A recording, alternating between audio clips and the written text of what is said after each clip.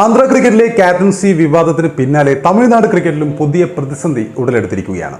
Ranji trophy semi ഫൈനലിൽ മുംബൈയോട് Tamil Nadu innings തോൽവി വഴങ്ങിയതിന് പിന്നാലെ അവരുടെ ക്യാപ്റ്റൻ സായ് കിഷോറിനെ പരസ്യമായി തള്ളിപ്പറഞ്ഞുകൊണ്ട് അവരുടെ കോച്ച് സുലക്ഷൻ കുൽക്കർണി രംഗത്ത് വന്നിരിക്കുകയാണ്. നമുക്ക് ആ സംഭവങ്ങളിലേക്കൊന്ന് കടക്കാം.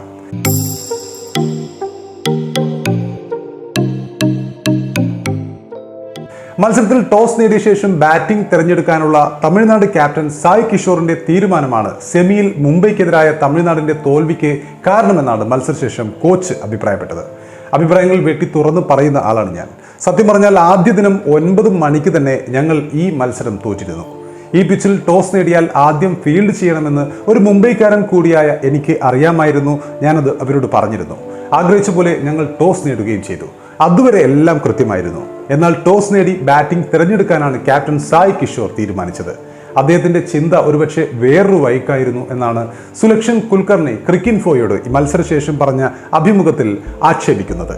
ആധുനികമായി ക്യാപ്റ്റൻ എന്ന നിലയിൽ സായ് കിഷോറാണ് ഈ ടീമിന്റെ ബോസ്. എനിക്ക് എന്റെ അഭിപ്രായവും ഉപദേശവും നൽകാനേ കഴിയൂ.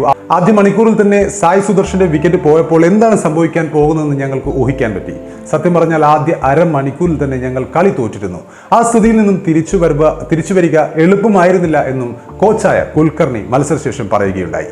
മത്സരത്തിൽ ടോസ് നേടി ബാറ്റിംഗ് തിരഞ്ഞെടുത്ത തമിഴ്നാട് തുടക്കത്തിൽ തന്നെ 42-ന് 5 എന്ന നിലയിലേക്ക് തകർന്നിരുന്നു. ഒന്നാം ഇന്നിംഗ്സിൽ 146 റൺസിന് ഓൾ ഔട്ട് ആവുകയും ചെയ്തു. എന്നാൽ ഇപ്പോൾ ക്യാപ്റ്റനെ തള്ളിപ്പറഞ്ഞ കോച്ചിനെതിരെ രൂക്ഷ വിമർശനവുമായി തമിഴ്നാടിന്റെ മുൻ നായകനും ഇന്ത്യൻ താരവുമായ കമന്റേറ്ററുമായ ദിനേശ് കാർത്തിക് രംഗത്തെത്തിയോടെ സംഭവം ഒന്നുകൂടി കൊഴുത്തിരിക്കുകയാണ്. ദിനേശ് കാർത്തിക് പറഞ്ഞത് ഇങ്ങനെയാണ്: കോച്ചിന്റെ പ്രസ്താവന നിരാശാജനകമാണ്. അതുപോലെ തന്നെ 7 വർഷത്തിന് ശേഷം തമിഴ്നാടിനെ രഞ്ജി സെമിയിലെത്തിച്ച ക്യാപ്റ്റനെ പിന്തുണക്കുകയും ശരിയായ തുടക്കമാണിതെന്ന് കരുതുകയും പറയുകയും ചെയ്യുന്നതിന് പകരം കോച്ച് ക്യാപ്റ്റനെ എടുത്ത് അപമാനിക്കുകയാണ് ചെയ്തത് എന്നാണ് ദിനേശ് കാർത്തിക് ട്വിറ്ററിൽ ഇതിനുള്ള മറുപടിയായി കോച്ചിനുള്ള മറുപടിയായി പോസ്റ്റ് ചെയ്തത്. ഏതായാലും വരും ദിവസങ്ങളിൽ ഇത് വലിയ രീതിയിൽ തന്നെ കത്തിപ്പടരുമെന്നുറപ്പാണ്. തമിഴ്നാട് ക്രിക്കറ്റിലെ പുതിയ പ്രതിസന്ധി.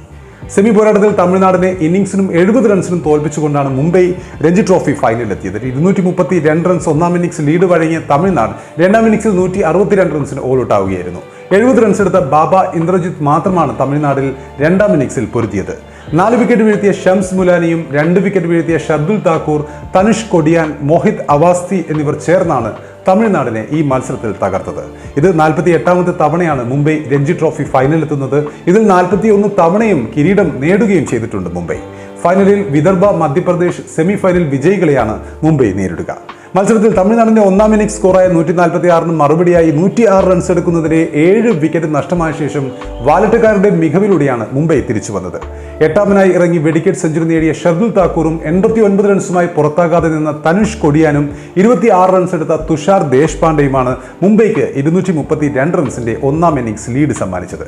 നേരത്തെ ക്വാർട്ടറിലും 10ാമനായി ഇറങ്ങിയ തനുഷ് കൊടിയാനും 11ാമനായി ഇറങ്ങിയ തുഷാർ ദേശ്പാണ്ഡെയും സെഞ്ചുറികൾ നേടിക്കൊണ്ട് റെക്കോർഡിട്ടിരുന്നു. അപ്പോൾ അങ്ങനെയൊരു വാലറ്റക്കാരുടെ പ്രകടനം തന്നെയാണ് ഈ സെമിയിലും നമ്മൾ കണ്ടത്. മുൻനിര തകർന്നിട്ടും വാലറ്റക്കാരുടെ മികവിൽ മികച്ച ലീഡ് നേടിയ മുംബൈക്കെതിരെ പൊരുതാൻ പോലും കഴിയാതെയാണ് സായ് കിഷോറിന്റെ നേതൃത്വത്തിൽ ഇറങ്ങിയ തമിഴ്നാട് അടിയറവ് പറഞ്ഞത്. അതിനുശേഷമാണ് തമിഴ്നാട് ടീമിന്റെ കോച്ച് തന്നെ അവരുടെ ക്യാപ്റ്റനെതിരെ രംഗത്ത് വന്നിരിക്കുന്നത്. തീർച്ചയായും ആന്ധ്ര ക്രിക്കറ്റിലെ ക്യാപ്റ്റൻസി വിവാദം പോലെ തന്നെ തമിഴ്നാട് ക്രിക്കറ്റിലെ ഈ പുതിയ പ്രതിസന്ധിയും അടുത്ത ദിവസങ്ങളിൽ വലിയ രീതിയിൽ തന്നെ കത്തിപ്പടരുമെന്നുറപ്പാണ്.